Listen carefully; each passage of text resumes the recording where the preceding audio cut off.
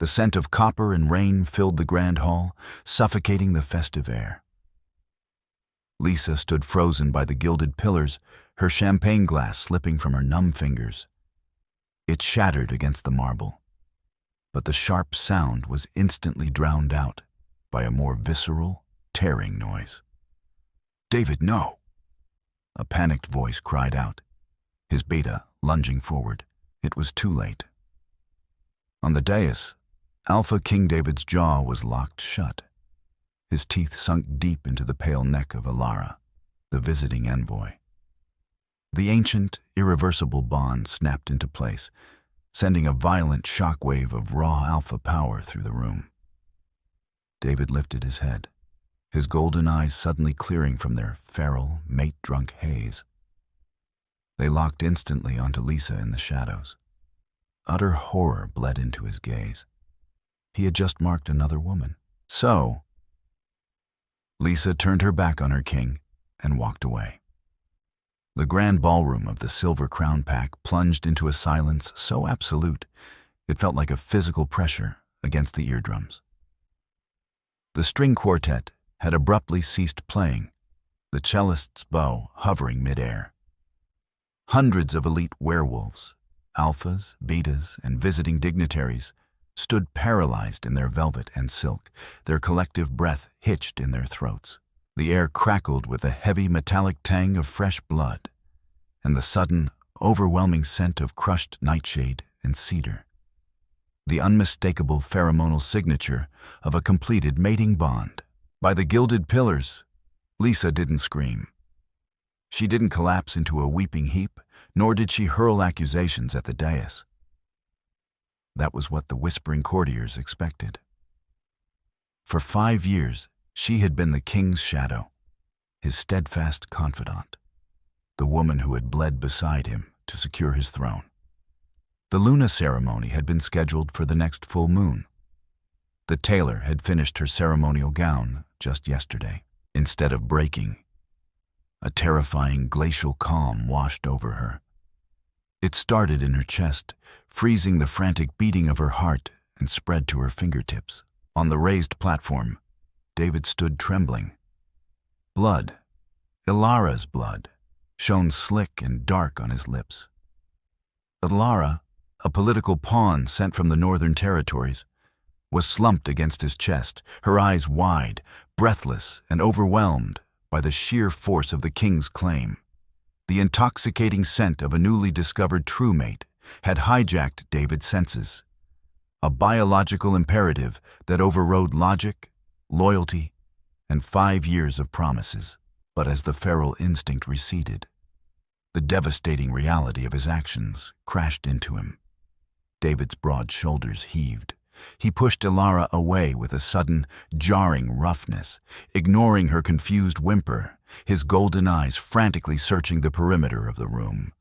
When his gaze found Lisa, the ambient temperature in the room seemed to plummet. "Lisa!"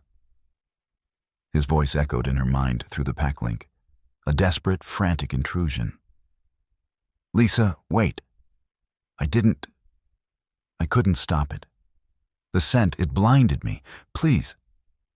Lisa severed the mental connection with the ruthlessness of a guillotine. The sudden psychic backlash caused several lower-ranking wolves in the room to wince and clutch their heads.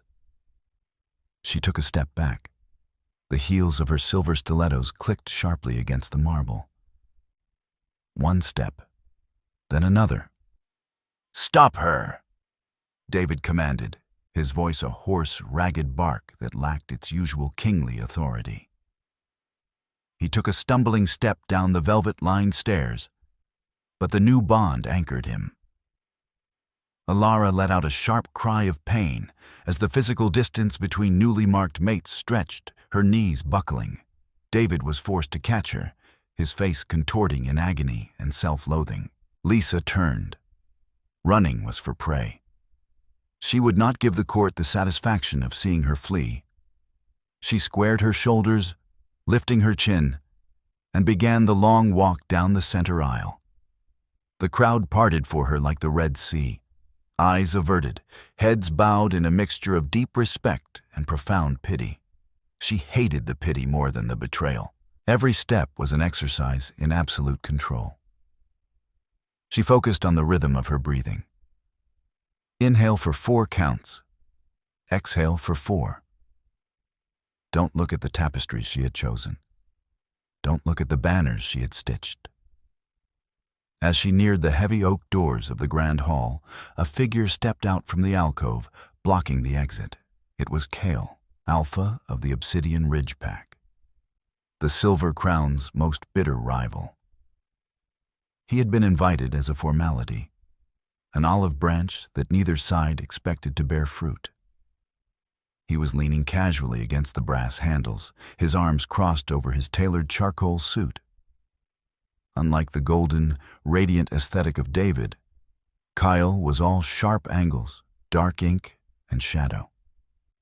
His eyes, a striking, piercing silver, tracked her approach with unnerving intensity. The room held its breath again. Kyle was known to be ruthless, a predator who exploited weakness. Lisa stopped 2 feet from him. She didn't look up at his face. Her gaze was fixed squarely on his chest. "Move, Alpha Kale." Her voice was soft, but it carried the edge of a sharpened blade. Kale didn't sneer. He didn't mock her. He simply studied the rigid set of her jaw, the pale, bloodless line of her lips, and the absolute absence of tears in her eyes. A flicker of something akin to profound respect crossed his stoic features. Wordlessly, Kale reached behind him, gripped the heavy brass handle, and pulled the massive door open, stepping aside to offer her a clear, unobstructed path out of the palace. "The night is cold, Lisa," Kyle murmured, his voice a low, gravelly rumble meant only for her ears. "Choose your path carefully." Lisa didn't reply.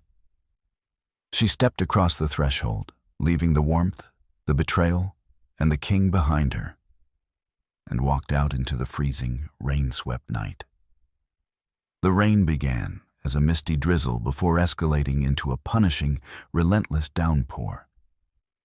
It suited the night perfectly. Lisa had stripped off the silver stilettos 3 miles ago, leaving them half buried in the mud near the royal gardens. Her bare feet were numb, bruised by roots and sharp stones. But the physical pain was a welcome distraction from the hollow cavern opening up in her chest. The heavy silk of her emerald gown, the color of the silver crown pack, clung to her skin like a suffocating shroud.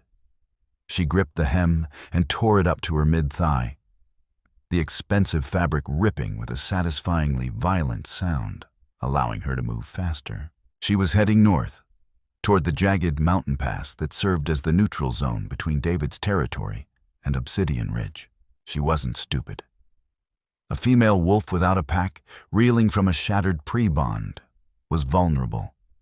The pheromones of grief and severed ties were a beacon to rogues in the deep woods. But she couldn't stay. To stay meant accepting a demotion in her own life. To stay meant watching David try to juggle a fated mate he never asked for, and a woman he claimed to love. She refused to be a footnote in the king's tragic romance. Thunder rolled overhead, shaking the ancient pines. Lisa leaned against a massive trunk, finally allowing her lungs to burn as she gasped for air. "We will build an empire, Lisa. Just you and me. No fates, no destiny, just choice." David's words, whispered against her skin by the moonlit lake a year ago, echoed mockingly in her ears. He had lied. Or perhaps he hadn't lied. But he had underestimated the primal, violent chemistry of werewolf biology. When fate knocked, choice died. A sharp snap of a twig broke through the sound of the rain. Lisa's head snapped up. Her claws immediately extended, her eyes flashing a dangerous amber in the darkness. She dropped into a defensive crouch, ignoring the trembling in her exhausted muscles. Headlights cut through the dense forest fog, blindingly bright. A sleek, armored SUV rolled to a silent stop on the muddy logging road just 20 yards away. The engine purred with a quiet, menacing power. The heavy door swung open, and heavy combat boots stepped out into the mud. Kyle. He didn't hold an umbrella. The rain quickly soaked his dark hair, plastering it against his forehead.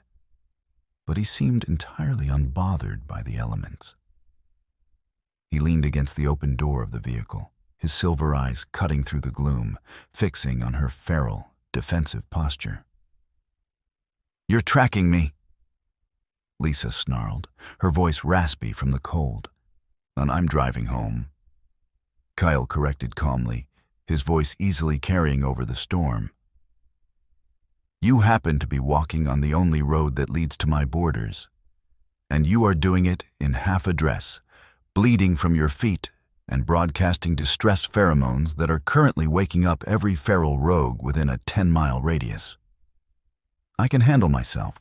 I know you can," Kyle said. He didn't take a step toward her. He knew better than to corner a wounded wolf. "But you shouldn't have to, not tonight." Lisa narrowed her eyes. "What do you want, Kale? You want a hostage? You want to drag the king's discarded cast-off to your dungeons to use as leverage? You're wasting your time. He clearly has new priorities." Kale's jaw tightened. The casual demeanor faded, replaced by something dangerously still. "If I wanted a hostage, I would have taken the Northern Envoy. I don't deal in cast-offs, Lisa.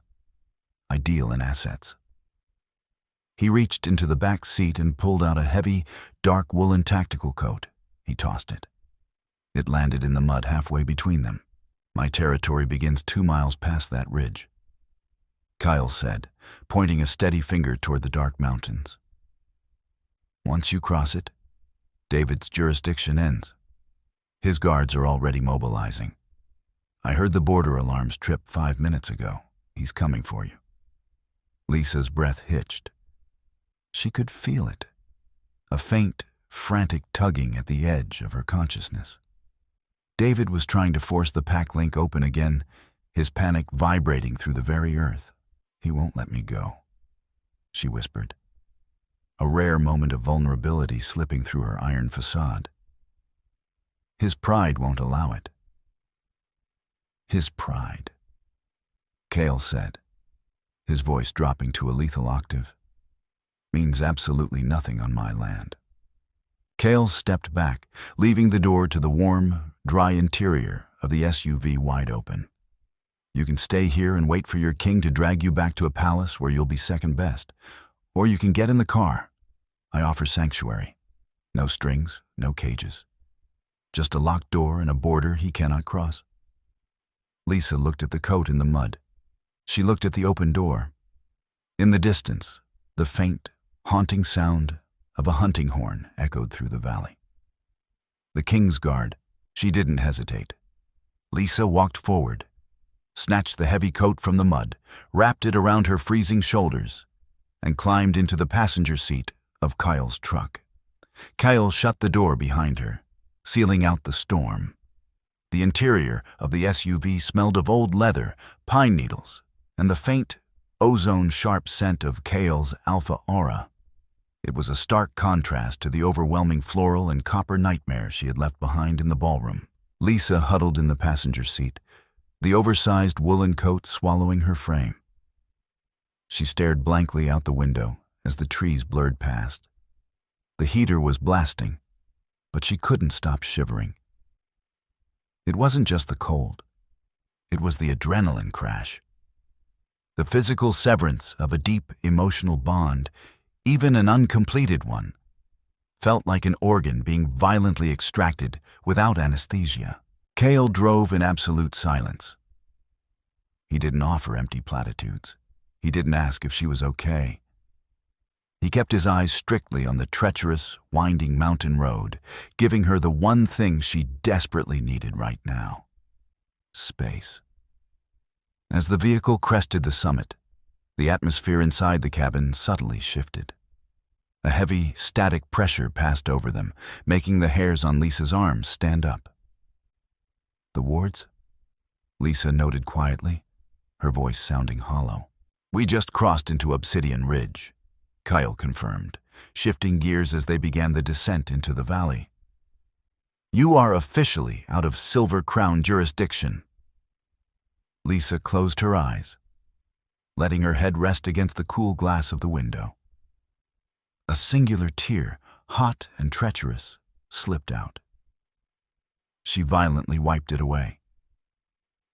Why are you doing this, Kyle? The truth? There's no charity among alphas. Kyle didn't look at her, but his grip on the steering wheel tightened slightly. David is a fool. He spent 5 years sharpening a blade, relying on it to protect his back.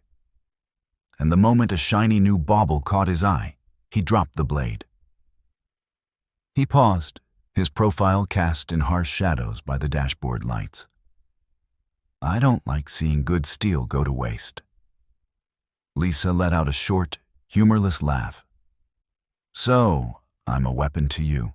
You are a brilliant tactician, a fierce fighter, and you know the internal workings of the Silver Crown better than anyone alive. Kyle stated pragmatically. Right now, you are a refugee. But when you are ready, yes, I intend to offer you a place in my command structure. A permanent one. Lisa turned her head to look at him properly. She expected to see a smirk, a sign of a trap closing. But Kyle's expression was deadly serious. He wasn't looking at her like a woman scorned. He was looking at her like a general evaluating a highly prized defector. It was incredibly grounding. Half an hour later, the dense forest cleared, revealing the heart of the Obsidian Pack. Unlike David's sprawling, ostentatious palace of white marble and gold, Kyle's compound was a brutalist masterpiece. Dark stone, reinforced glass, and high walls built into the side of the mountain. It was a fortress. It was safe. As Kyle pulled the SUV into the heavily guarded courtyard, wolves stopped their patrols to stare. The scent of a foreign wolf, especially one smelling strongly of their enemy's alpha, put them instantly on edge. Low growls rumbled in the darkness. Kyle stepped out of the vehicle and slammed the door. He didn't shout, he didn't command them to stand down. He simply flared his aura. A suffocating, dominant wave of pure alpha authority rolled across the courtyard. The growls instantly ceased.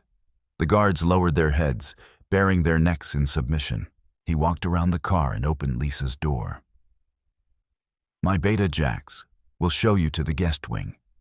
It's in the inner keep. No windows on the ground floor. Reinforced steel doors. You will have a hot shower, clean clothes, and absolute privacy. Lisa stepped out, pulling the coat tighter around herself. And what will you be doing? Kyle said, turning his gaze back toward the mountain pass they had just crossed. We'll be taking a phone call. As if on cue, the heavy, encrypted satellite phone in Kyle's pocket began to vibrate furiously. The caller ID glowed violently in the dark courtyard. Alpha King David. Lisa stared at the phone. Her stomach twisted, a phantom pain throbbing where her loyalty used to reside. Kyle didn't answer it immediately. He looked at Lisa, his silver eyes catching the harsh security lights. Go inside, Lisa. Lock the door. Tonight, you mourn. Tomorrow, we plan. Lisa nodded once. A sharp, decisive movement. She turned and followed a heavily scarred Beta into the dark stone fortress, not looking back. Out in the courtyard, Kyle finally swiped the screen and lifted the phone to his ear.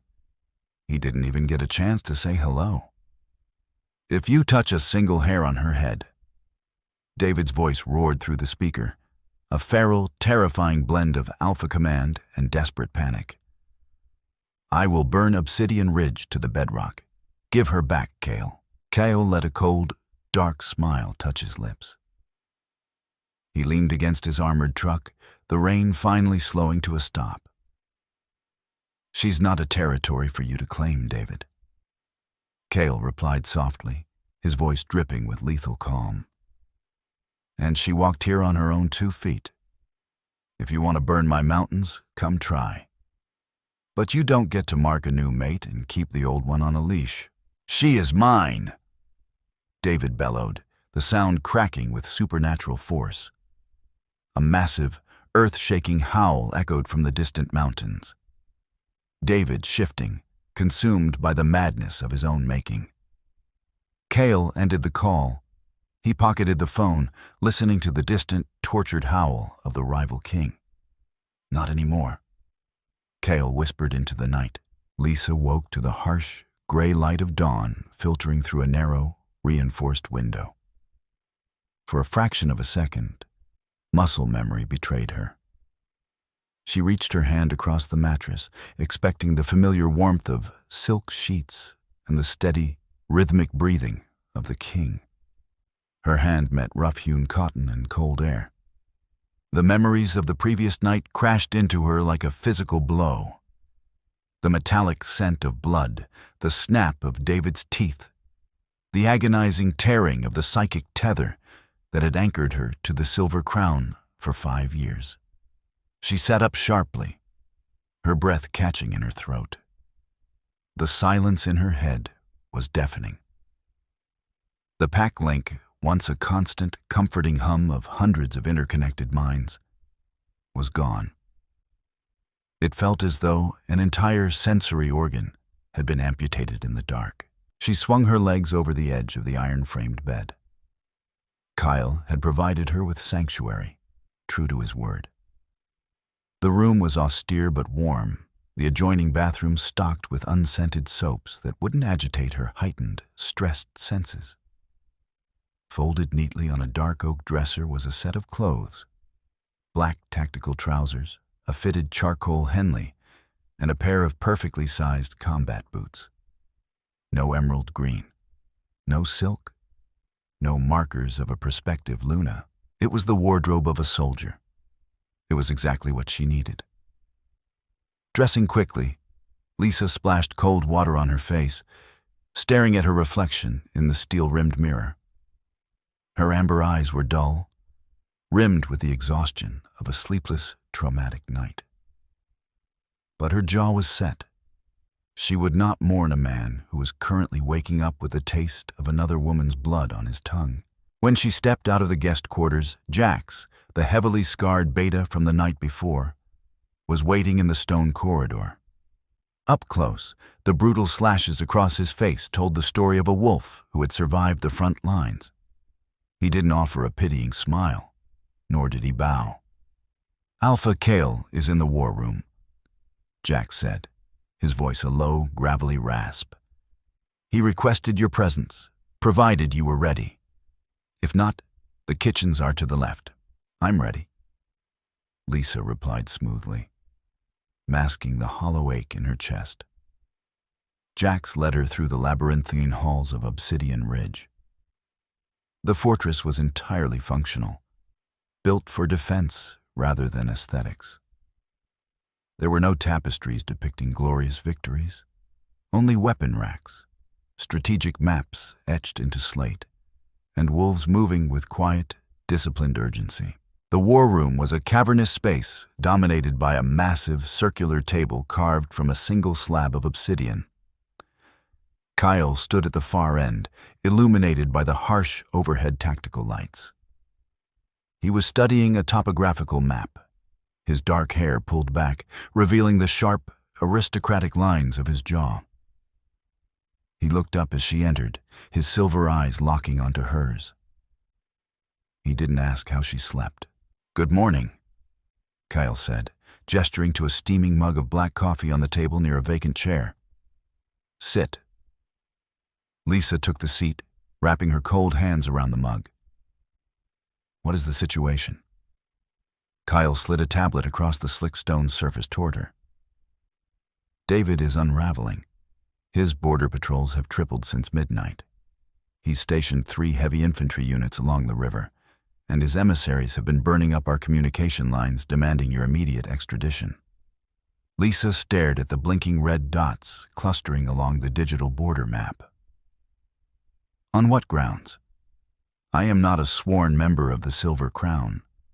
My initiation was scheduled for the Luna ceremony. Technically, I am a free agent.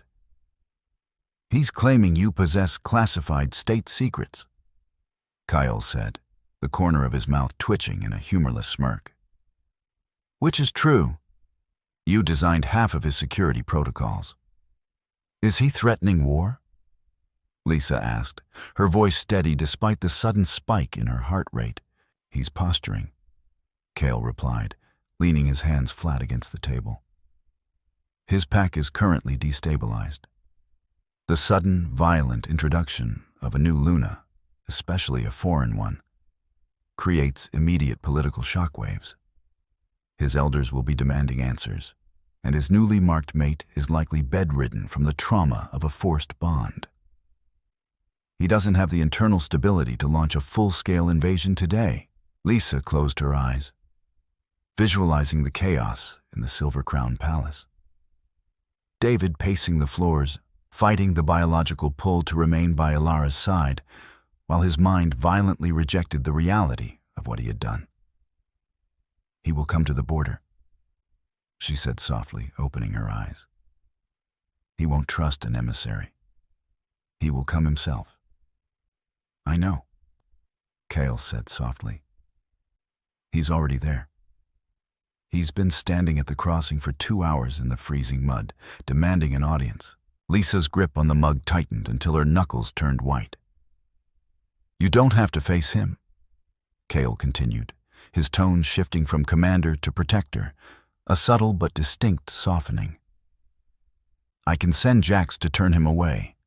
I can leave him standing in the rain until he rots. Lisa stared at the dark liquid in her cup.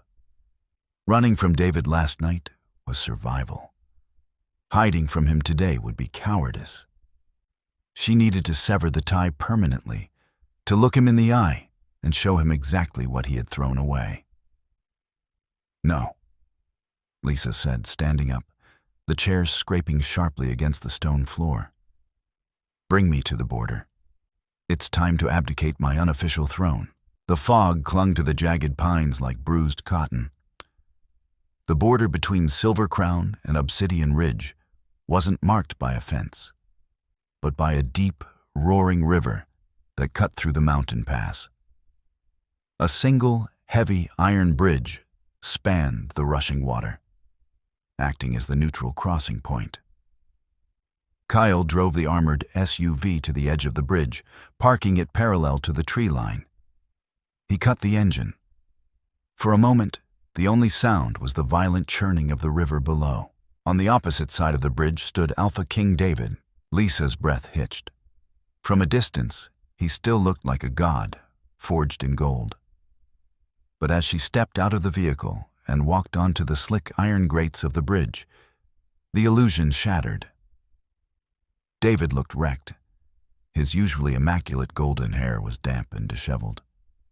Deep, bruised shadows hung beneath his bloodshot eyes. He was wearing his royal coat, but it was unbuttoned, his posture slumped with an exhaustion that was bone deep. Flanking him were 4 of his elite royal guards, their hands resting uneasily on their weapons. They looked at Lisa not with hostility, but with deep, uncomfortable sorrow. Kyle walked a half-step behind Lisa, his presence a silent, immovable wall of dark energy. He didn't draw a weapon. He didn't need to. The woods behind them rustled, giving away the hidden presence of a dozen obsidian snipers. Lisa stopped precisely at the center of the bridge, the painted red line of the neutral zone directly beneath her boots. David surged forward, stopping inches from the line. The scent of the new bond rolled off him in waves, cedar and nightshade. But beneath it was the acrid, sour tang of profound grief and panic. Lisa, David breathed, the sound tearing from his throat. He reached a hand across the invisible boundary, his fingers trembling. Please, come home. Lisa looked at his outstretched hand. She didn't flinch, didn't move toward it. I have no home there, David. You saw to that last night. It wasn't a choice, David pleaded, his voice cracking, shedding every ounce of his kingly composure. The scent, the biology of it, it overrode my mind. You know the lore, Lisa. You know what a fated mate does to an alpha's control. It was a momentary madness. It means nothing. It means everything. Lisa countered, her voice ringing out cold and clear over the rushing water. You sank your teeth into her neck, David. You tied your soul to hers, your pact to hers. That is not a momentary madness. That is a biological absolute. My heart is yours, David argued fiercely, stepping closer until the toes of his boots touched the red line. She has the mark, but you have my mind, my loyalty. We can still rule. She can be the Luna in name, a figurehead for the Northern Alliance, and you. Stop. Lisa's voice cracked like a whip. Even David's guards flinched at the absolute disgust in her tone. Do you hear yourself? You want to keep your fated mate as a breeding pawn to satisfy your wolf, and keep me as your shadow queen to satisfy your ego? You want to partition your loyalty to serve your own selfishness? David's face crumpled. I can't lose you. I'll break the bond. There are ancient rituals. Those rituals kill the female, David. Kyle spoke up for the first time, his voice a low, dangerous rumble that vibrated through the iron bridge. You would murder the woman fate gave you just to reclaim the woman you betrayed? David's golden eyes snapped to Kale, instantly flooding with feral, territorial rage. This is between me and my intended. Step back, Kale, or I will tear your throat out right here. She is not your intended, Kyle replied calmly, crossing his arms. She is standing on my side of the line. She is under obsidian protection. Make one aggressive move toward her, David, and I will consider it an act of war. David let out a guttural, terrifying snarl, his body vibrating as his bones began to shift, the wolf beneath his skin, fighting to break free. But the mate bond anchored him. A sudden, sharp spike of phantom pain hit him. Ilara, miles away in the palace, feeling his distress and crying out through the bond. David gasped, clutching his chest, forced to his knees by the sheer biological weight of his new reality. Lisa looked down at the king she had loved, the man she had built an empire for, now brought to his knees by the very biology he claimed was secondary to his choices. You built a cage for yourself yesterday, David, Lisa said softly, the anger draining away, leaving only a cold, hollow pity. I refuse to live in it with you. She turned her back on him. Lisa!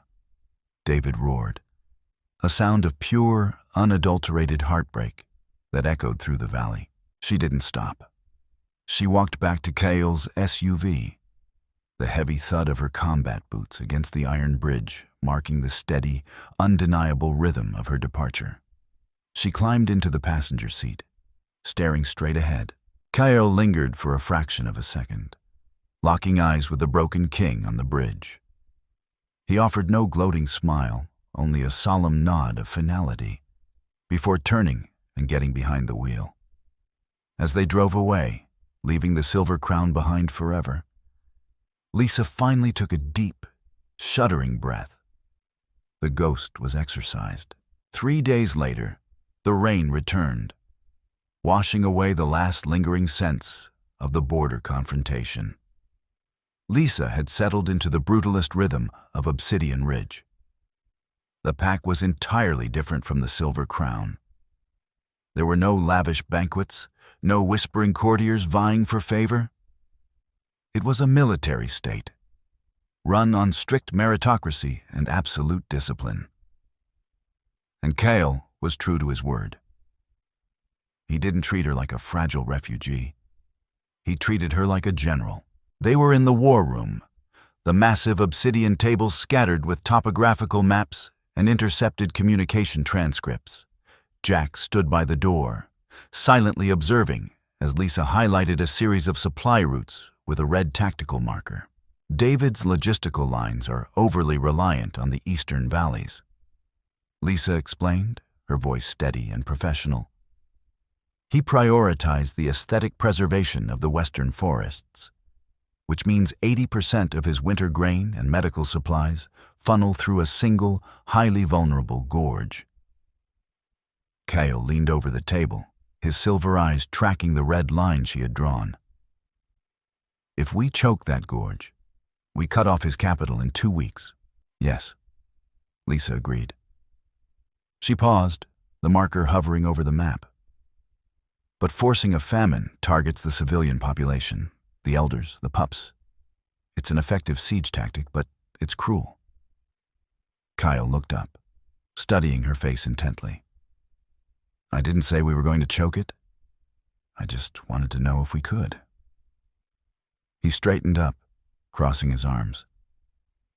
You're pulling your punches, Lisa.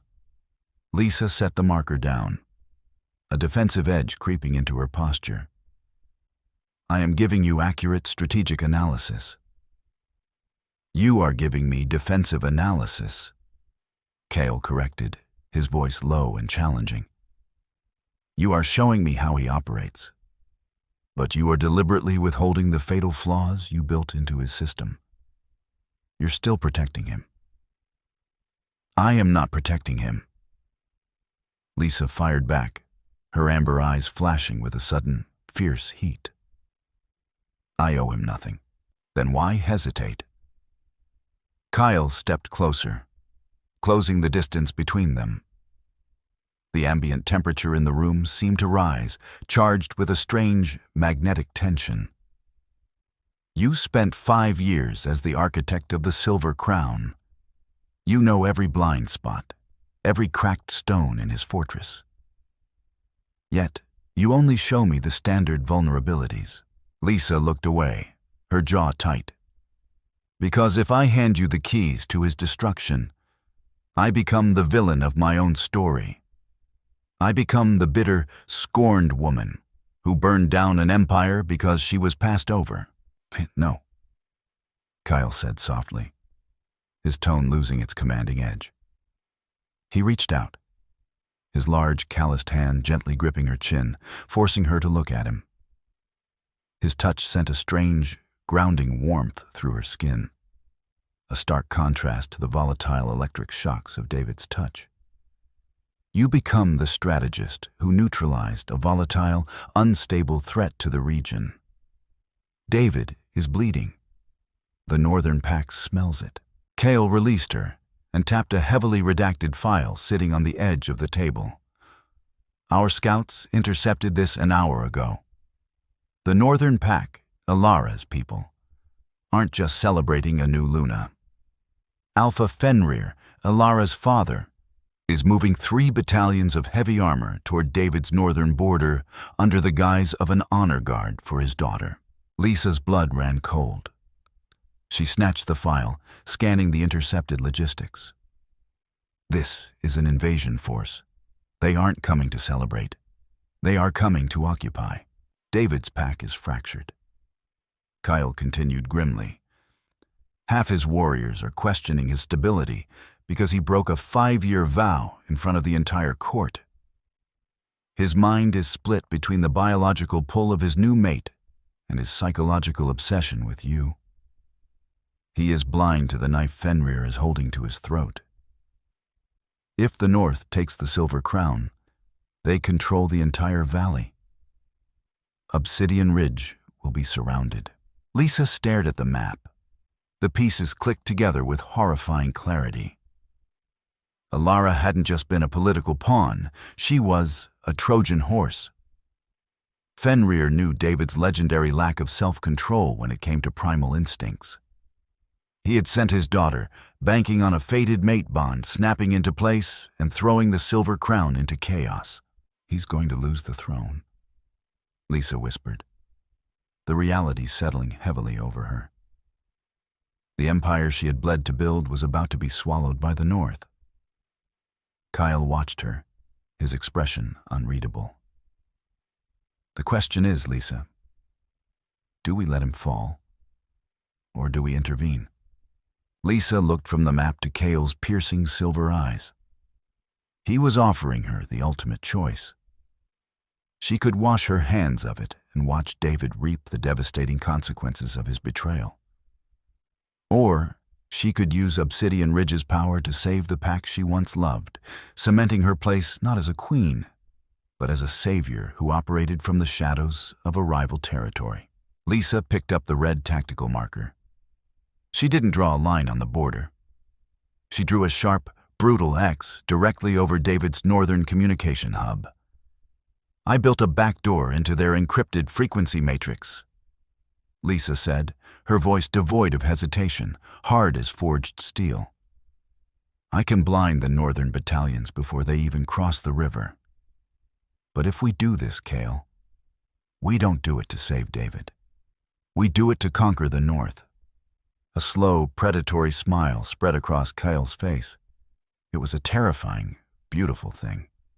Welcome to Obsidian Ridge, lead strategist. The subterranean command center of Obsidian Ridge hummed with the low electric vibration of server banks and encrypted radio frequencies. Lisa sat before a wall of monitors, her fingers flying across the mechanical keyboard with ruthless precision. The green glow of the screens illuminated the exhaustion etched around her amber eyes, but her posture was rigid with adrenaline. Cale stood directly behind her, his large frame a grounding presence in the chaotic room. I'm in, Lisa announced, her voice slicing through the tense silence of the tactical team. I've bypassed the Northern Pack's primary firewall. They're using a legacy routing system. Fenrir might have heavy armor, but his cybersecurity is a decade out of date. Can you blind them? Jax asked from the doorway, his scarred face tight with anticipation. Better, Lisa replied, a dangerous glint in her eye. I can ghost them. I'll loop their GPS telemetry. Alpha Fenrir will think his 3 battalions are marching straight down the main highway toward the Silver Crown gates. But their actual navigation will steer them directly into the Weeping Gorge. The one with only one exit. Cale leaned forward, his hands resting on the back of Lisa's chair. The proximity sent a subtle, distracting heat down her spine. An ambush in the gorge neutralizes their numbers. But we are missing a critical variable. Fenrir is too cunning to rely solely on brute force. He has a failsafe. Before Lisa could run a diagnostic on the northern internal comms, a private, unlisted frequency pinged on her secondary monitor. It wasn't a standard transmission. It was a localized burst, an old, analog SOS signal broadcasting from the deep woods directly between the 2 territories. Lisa froze. She recognized the encryption key. She had built it 3 years ago as a dead-drop communication line for Silver Crown operatives caught behind enemy lines. Only 3 people in the world knew it existed. She, David, and the High Priestess. Someone is using my ghost channel, Lisa murmured, her fingers hovering over the keys. She decrypted the audio file. The voice that filtered through the command center speakers was weak, raspy, and thoroughly terrified. Lisa, I know you're listening. They say you left. They say you went to the ridge. Please, you have to meet me. He doesn't know I have this communicator. If you want to save the valley, meet me at the old lumber mill on Route 9. Alone. The room fell dead silent. It wasn't David. It was a woman's voice. Alara. Kyle identified her immediately, his silver eyes narrowing into lethal slits. The new Luna. It's a trap. No, Lisa said, rewinding the audio and watching the waveform. Listen to her pitch, the tremor in her vocal cords. She's in profound physical agony. The bond is rejecting her, or she is rejecting it. She stood up, grabbing her tactical jacket from the back of the chair. I have to go. Absolutely not, Kale commanded, stepping into her path. You are my lead strategist. I will not send you into a neutral zone to meet the fated mate of a volatile rival alpha. David could be using her as bait. Lisa met his gaze, refusing to back down. Kyle, David doesn't even know this channel exists on this frequency anymore. I updated the cipher 2 months ago. Alara found it in my old study. If she has Fenrir's failsafe, I need it. I am not a fragile porcelain doll you need to keep on a shelf. I am the blade, remember? Kale stared at her, the muscle in his jaw ticking. He hated it, the primal alpha instinct roaring in his chest to lock her in a tower where it was safe. But he respected her too much to treat her like David had. You don't go alone, Kale finally compromised, his voice a low, gravelly threat. I will be in the trees. If I smell Silver Crown wolves, I am pulling you out, and I am burning the mill to the ground. An hour later, the rain had turned into a freezing, sleet-like mist. The abandoned lumber mill on Route 9 was a rotting skeleton of wood and rusted machinery. Lisa stepped through the broken doorway, her boots silent on the damp moss, a figure huddled in the corner beneath a rotting stairwell. It was Alara. The golden-haired northern beauty that had captivated a king was a terrifying sight. Her skin was a translucent, sickly gray.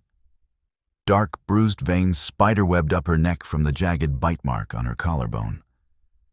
She was trembling violently, clutching a heavy, waterproof folder to her chest.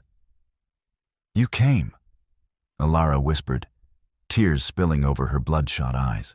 Lisa kept her distance, her senses on high alert. Why are you doing this, Alara? You have the king. You have the crown. Alara let out a choked, bitter sob. I don't want him. I never wanted him. I had a mate in the north, a beta. My father killed him. Alara squeezed her eyes shut, fighting a wave of psychic nausea. My father knew the Silver Crown King had a weakness for fated scents. He had the witches engineer a pheromone cocktail to mimic a true mate bond. He injected it into my spine for months. David didn't fall to fate, Lisa. He fell to chemistry. It was a biological assassination. Lisa felt the breath leave her lungs. The betrayal, the agony, the shattered empire. It hadn't been destiny. It had been a calculated, manufactured weapon. And David, in all his arrogant reliance on his alpha instincts, had swallowed the bait whole. The bond. Lisa stepped closer, horrified by the dark veins on Alara's neck. It's synthetic. It's poisoning you. I have 3 days before my nervous system collapses. Alara gasped, shoving the heavy folder across the dirt floor. My father isn't coming to rule the Silver Crown. He's coming to slaughter it. The heavy armor is a distraction. The file contains the coordinates of the real weapon. A localized sonic detonator planted beneath the Silver Crown nursery. It will force a shift in every pup and elder, rupturing their organs. Alara collapsed forward, coughing up a spatter of dark blood. Take it. Burn my father's army to ash. Let me die knowing that bastard failed. Lisa picked up the folder. The weight of the valley rested in her hands. The Weeping Gorge was a jagged scar cut through the Obsidian Mountains, flanked by sheer 200-foot cliffs of black rock. The sleet had intensified into a blinding snowstorm, reducing visibility to a mere dozen yards. It was the perfect killing floor. High above on the treacherous ridge, Lisa lay flat against the freezing stone, her eye pressed to the scope of a high-powered thermal sniper rifle. Beside her, Kyle crouched in the snow, his massive form entirely still, blending into the darkness. Hundreds of obsidian warriors were positioned along the cliffs, silent, waiting for the signal. They're entering the bottleneck, Lisa whispered into her comms unit.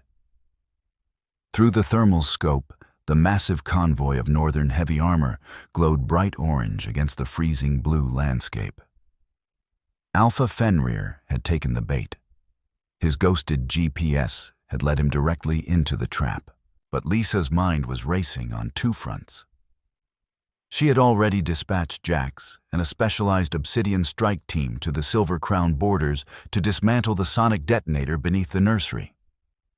It was a massive risk, sending Obsidian wolves into enemy territory to save enemy children.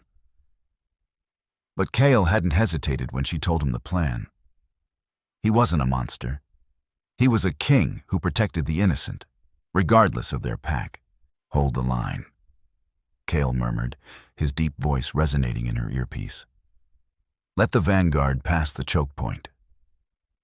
Lisa adjusted her scope, centering the crosshairs on the lead armored transport. "Holding." Suddenly, a massive, earth-shattering howl ripped through the gorge, echoing violently off the stone walls.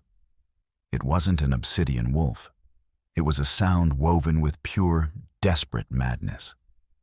From the southern mouth of the gorge, a secondary force crashed into the rear of the northern convoy. It was David. He had tracked the northern army, abandoning his palace, driven by the frantic, toxic bond tethering him to Alara, and the sheer territorial rage of a king watching his borders be violated. Chaos protocol. Kyle swore under his breath, watching the thermal imagery erupt into a chaotic melee. David's forces were exhausted and disorganized, slamming blindly into the heavily armored northern rearguard. "He's going to get himself slaughtered," Lisa said, her finger tightening on the trigger. David was fighting like a feral beast, tearing through the metal doors of transports with his bare hands, completely abandoning tactical formation. He was looking for Fenrir. He was looking for blood. "Let him," Kyle said coldly. "He brought this on himself." "No," Lisa replied, her voice turning to ice. "I don't leave loose ends, and I don't let manipulated fools ruin my battlefield." Lisa keyed her radio. "Obsidian forces, this is lead strategist. Execute." The cliffs erupted. Massive explosive charges, planted hours prior, detonated simultaneously along the upper ridges. Tons of black rock and packed snow cascaded down into the gorge, crushing the center of the northern convoy and completely sealing them in. The thunderous roar of the avalanche drowned out the screams of the dying. Kael shifted into his lichen form, a terrifying 9-foot behemoth of midnight fur and silver eyes, and launched himself over the cliff edge, plunging into the fray to systematically dismantle what was left of the northern vanguard. Lisa didn't shift. She slung the rifle over her shoulder, drew the twin silver-forged blades from her thighs, and began the treacherous climb down the cliff face. The floor of the gorge was a nightmare of twisted metal, blood, and blinding snow. Lisa moved like a phantom, cutting through straggling northern soldiers with clinical, lethal precision. She wasn't fighting with the rage of a werewolf. She was fighting with the cold calculation of an assassin. She found David near the center of the wreckage. He was in his human form, covered in blood, breathing heavily as he stood over the broken body of Alpha Fenrir. David had won his personal duel, but he was completely surrounded by surviving northern elites who were closing in for the kill. Before David could raise his claws to defend himself, a flash of silver cut through the snow. Lisa dropped from the roof of a crushed transport, her blades a blur of motion. In 3 seconds, the 4 northern elites lay dead at her feet. David stared at her, his golden eyes wide with shock, hope, and a desperate, agonizing longing. "Lisa, you came back for me." Lisa stood slowly, wiping the dark blood from her blade against her tactical pants. She didn't look at him with love. She looked at him with profound, absolute emptiness. "I didn't come back for you, David. Lisa said softly, her voice carrying over the dying sounds of the battle. She gestured to the cliffs, where Chaol, coated in the blood of his enemies, was advancing toward them, his obsidian warriors securing the valley. I came to claim this territory for my Alpha. Lisa's journey from a discarded, heartbroken prospective Luna to the mastermind behind a new, unstoppable empire proves that true power doesn't come from faded bonds. It comes from intellect, resilience, and the courage to walk away from a table where respect is no longer being served. She didn't just survive David's betrayal. She orchestrated his salvation on her own terms, finding a true equal in Alpha Chaol. Did you love this story of betrayal, tactical revenge, and finding a love based on choice rather than fate? If Lisa's ruthless comeback resonated with you, hit that like button. Don't forget to share this story with your fellow Alpha romance lovers. And subscribe for more high-stakes, cinematic werewolf dramas. Let me know in the comments if you think David got what he deserved.